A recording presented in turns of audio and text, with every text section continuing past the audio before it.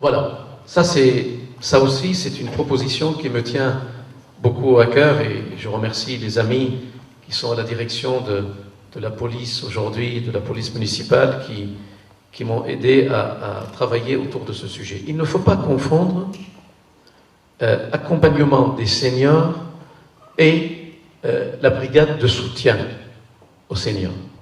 Parce que dans toutes les villes, et nous on le fait, les agents du CCAS accompagnent les seniors dans leur démarche.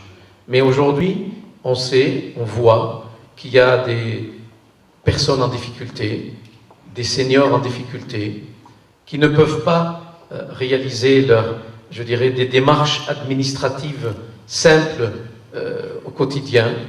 Et par le biais, là aussi, d'une convention, il va falloir identifier ces seniors.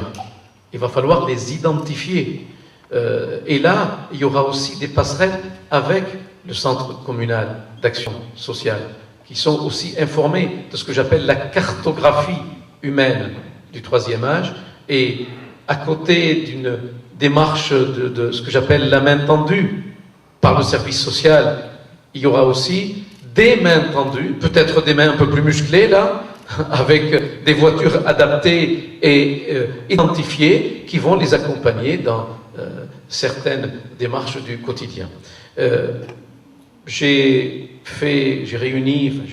rencontré tous les présidents des comités de quartier de Béziers, toujours pareil dans cette approche de brigade de soutien aux seniors, et je voulais voir avec eux comment on peut aller plus loin au niveau de ce qu'on appelait il y a 1 an et demi, 2 ans, les voisins vigilants.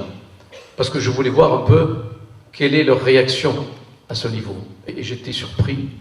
D'ailleurs, les présidents de comité de quartier, ils ne sont pas tous en consanguinité politique avec moi. J'étais surpris de leur réaction en disant « on est demandeur, on veut ça ».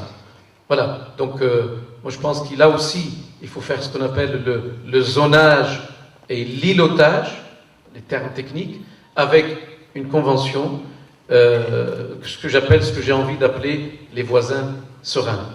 Donc la police municipale, et j'en parlerai tout à l'heure, la police municipale aura comme tâche aussi de pouvoir identifier tel ou tel quartier avec la convention que certains veulent faire avec la police territoriale et de dire voilà, on peut, ce qui va permettre à la police aussi de faire une rotation permanente jusqu'à 2 heures du matin où j'arrive, parce qu'aujourd'hui on s'arrête à 23 heures et c'est une proposition que je ferai par la suite à ce niveau.